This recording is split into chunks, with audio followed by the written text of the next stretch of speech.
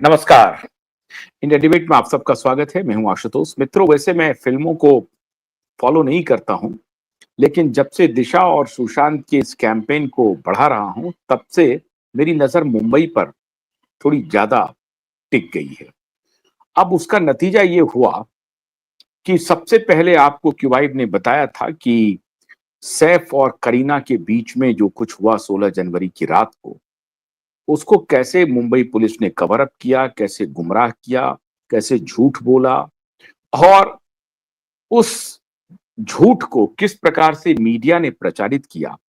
और कुछ मीडिया ने सवाल उठाए, लेकिन कुछ मीडिया सुपारी लेकर के सैफ और करीना के असली कहानी को छुपाने का काम किया, दबाने का काम किया। और आज ऐसी हालत है कि शरीफुल इस्लाम बेचारे एक बलि का बकरा बन गए हैं और उनकी कोई खबर भी नहीं है कि जेल से रिहा हो गए, क्या हो गए, नहीं हो गए। मीडिया कोई खबर उनको दिखाना नहीं चाहती और हमने भी जानने की कोशिश की तो पता चला कि उन्होंने एप्लीकेशन फाइल किया है और चार्जशीट अभी फाइल होना है और ये सब कहानी चलती रही। किसी ने सही जानकारी नहीं दी और अब मीडिया में ये हालत है। और मैंने उससे पता करने की कोशिश नहीं की, क्योंकि मुझे लगा कि शरीफुल इस्लाम महत्वपूर्ण नहीं है। ये तो है कि एक फंडामेंटल राइट का उल्लंघन हो रहा है, एक बेचारे को बलि का बकरा बना करके उसको जेल में रखा हुआ है, कोई सबूत नहीं है, कुछ भी नहीं है। और बेचारे की कोई हैसियत नहीं है कि वो 11th फ्लोर पे घुस जाए और जाकर के सैफ अली खान को चाकू से हमला कर दे और हमला करके भाग जाए और 6-7 लोग घर में होने के बाद उस एक एकदम सुक्खा सा आदमी, एक पतला दुबला आदमी को गिरफ्तार न कर सके। और वो चाकू भी ऐसा कि कोई पेशेवर चाकू नहीं था जो उन्होंने दाऊद अब्राहम से वो चाकू खास तौर से लेके आया था जिससे कि लोग कत्ल करते हैं। वैसा भी चाकू नहीं था। इस बात की पुष्टि हॉस्पिटल वालों ने कर दी कि छोटा सा चाकू था और जैसे ही वो अंदर गया वो चाकू टूट भी गया। जिस चाकू की तस्वीर आपने, टूटी हुई चाकू की भी तस्वीर आपने देखी होगी। लेकिन वो जो जो जिसको कि ऑपरेट करके निकाला है। अब ये सही है कि गलत है, चाकू टूटा हुआ कोई दिखा दिया। जब परमवीर सिंह ही है, डॉक्टर ही झूठ बोल रहा है और पूरा इंश्योरेंस डिपार्टमेंट झूठ बोल रहा है, पैसे की उगाही के लिए सब धंधा हुआ, ज्वेल थीप के प्रचार के लिए धंधा हुआ, लेकिन सबके सब झूठ साबित हो गए। लेकिन आज मैं आपको वेव का जो इवेंट हुआ है मुंबई में, उसने ये साबित कर दिया कि जिस खबर को क्युबाइब ने बताया था कि ये मामला असल में पति पत्नी के बीच का है। नवाब साहब अब अपनी बेगम से खुश नहीं है और बेगम भी नवाब साहब से खुश नहीं है। मतलब पटौदी के नवाब जो सबसे आखिरी नवाब हैं, अभी आखिरी नवाब तो अभी तैमूर भी होंगे और अब्राहम भी होंगे और जहांगीर भी होंगे, अभी 3-4 और नवाब होने वाले हैं। लेकिन पटौदी, मंसूर अली खान पटौदी के बाद जो है, ये जो नवाब साहब हैं, वर्तमान में जिनकी नवाबी चल रही है, तो ये नवाब साहब जो हैं, इनकी जो बेगम है वो इनसे खुश नहीं है और बेगम भी इस नवाब साहब से खुश नहीं। ये बात क्युबाइब नेटवर्क ने बड़ी डंके की चोट पर कही थी और उस वक्त सारे मीडिया के धूर्त पत्रकारों को एक्सपोज करने का काम किया था। और आज फिर मैं उन धूर्त पत्रकारों को एक्सपोज कर रहा हूं जो इनके पैसे पर पलते हैं। बॉलीवुड की पीआर एजेंसी जो फिल्मी सितारों को मैनेज करने का काम करती है, उनके पैसे पर, ये पीआर एजेंसी के पैसे पर ये दलाल पत्रकार कैसे पलते हैं, उसका मैं आज आपको सीधा सीधा नमूना पेश कर रहा हूं। और आप जब देखेंगे तो आपको हैरानी होगी कि अरे, ये बात तो बिल्कुल सच कह रहे हैं। कोरोबरेटिव फैक्ट्स जब आपको मिल जाएंगे, जो तथ्य आपको मिलेंगे, तब आपको यकीन होने लगेगा कि जब जब हमने, क्युबाइब नेटवर्क ने यह बात कही थी कि शरीफुल इस्लाम की पूरी कहानी बोगस है, ये झूठ का पुलिंदा है, इसके अलावा कुछ भी नहीं है, तो उस वक्त कुछ लोगों ने सवाल भी किया था। क्योंकि एक गंभीर पत्रकार जो हैं, वो कह रहे थे कि देखिए, हम लोग तो गंभीर पत्रकारिता करते हैं, गंभीर चैनल है। अब वो गंभीर चैनल कहां गायब है, गंभीर पत्रकार कहां गायब है, इसका कोई अता पता नहीं। 4 महीने होने क्यों हो, 4 महीने हो चुके हैं। 4 महीने में, ये 5वां महीना चल रहा है, 5 महीने में कुछ भी कॉन्क्रीट सामने नहीं आया और 5 महीने तक ये दोनों शिनाख्त परेड में भी नहीं गए।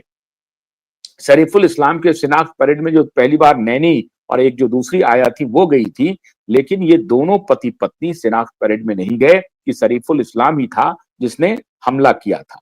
अब सवाल है कि क्या शरीफुल इस्लाम ने वाकई में हमला किया था? इस बात की पुष्टि हुई नहीं। वो अभी जैसा कि मैंने पहले ही बताया कि वो छूट जाएंगे और उसके बाद ये दोनों पति पत्नी या सैफ अली खान ही उनको कुछ पैसे वैसे कंपनसेशन दे करके दफा दफा हो जाएगा, मीडिया में खबर आएगी नहीं और जिम्मेदार दलाल पत्रकार जो हैं वो दलाली की जिम्मेदारी उन्होंने बड़ी अच्छी से निभाई है।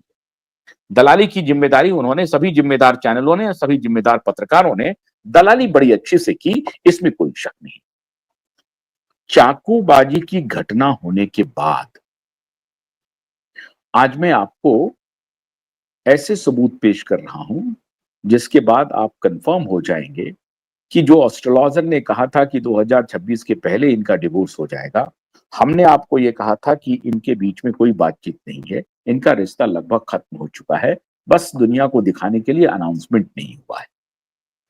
बहुत सारे लोगों का रिश्ता खत्म हो चुका है, अलग अलग रहते हैं, लेकिन दुनिया को दिखाने के लिए चलिए कोई अनाउंसमेंट नहीं करते हैं, चुपचाप रहते हैं और काम चलाते हैं।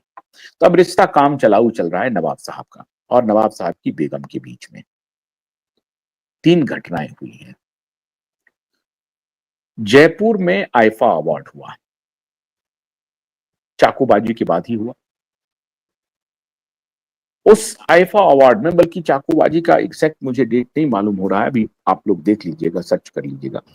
उस आईफा अवार्ड में जो बॉन्डिंग दिखी शाहिद कपूर और करीना के बीच में, वो पुराने प्रेम को ताजा कर गया। वो तस्वीर और वो वीडियो।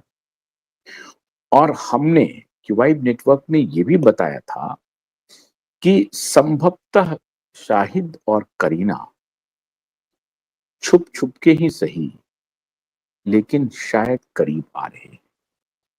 इसकी मैं पुष्टि नहीं कर सकता हूं, ये कयास है और कयास हो सकता है सच भी साबित हो। लेकिन फिर मैं कह रहा हूं, इसकी मैं पुष्टि नहीं कर रहा हूं क्योंकि शाहिद कपूर भी शादीशुदा है। लेकिन इसका यह मतलब नहीं है कि शादीशुदा होने वाले एक दूसरे के करीब नहीं आ रहे हैं, जो पुराने दोस्त हैं। अब ये जो मामला है आईफा अवार्ड का, आईफा अवार्ड में शाहिद कपूर और करीना कपूर साथ साथ दिखे थे और उनकी बॉन्डिंग इस प्रकार से दिख रही थी कि शायद नवाब साहब से दूरियां बढ़ती हुई दिखाई पड़ रही हैं इन नजदीकियों में। ये जो नजदीकी आपको दिख रही है कैमरे पे शाहिद और करीना के बीच में, वो इस बात की पुष्टि कर रहा है कि नवाब और बेगम के बीच में दूरियां बढ़ती जा रही। अब क्या इस आईफा अवार्ड के बाद उस दूरी को बढ़ाने में इस घटना ने बहुत ही पिवटल रोल प्ले किया है, महत्वपूर्ण इवेंट साबित हुआ है कि इस आईफा अवार्ड के बाद ही बेगम और नवाब के बीच दूरी बढ़ गई या दूरियां पहले से बढ़ रही थी, अब वो खाई गहरी हो गई इस इवेंट के बाद। अब नवाब साहब अभी संदेह करेंगे बेगम पे। उधर मैंने एक और इसके पहले एक वीडियो आपको दिखाया था जिसमें मैंने इस बात का जिक्र किया था कि साहब नवाब साहब को तो उनके सरिया के हिसाब से 4-4 शादियां करना कानूनी रूप से वैध माना गया है। तभी तो उन्होंने 2 ही की है, अधिकृत रूप से 2 और वो कर सकते हैं। तो नवाब साहब भी शायद ऑप्शन तलाश रहे होंगे और इसको लेकर के बेगम साहिबा, जो वर्तमान बेगम साहिबा हैं, वो नाराज चल रही हूँ। पुरानी बेगम साहिबा जो हैं वो पहले ही नाराज चल रही। अब तो खैर वो 67 साल की हो चुकी हैं। अब अगर इन दोनों के बीच में नजदीकी होती भी है तो पता नहीं किस प्रकार की नजदीकी होगी, क्या होगी, या नजदीकी के लिए तैयार होंगे भी नहीं होंगे। लेकिन जो पुरानी बेगम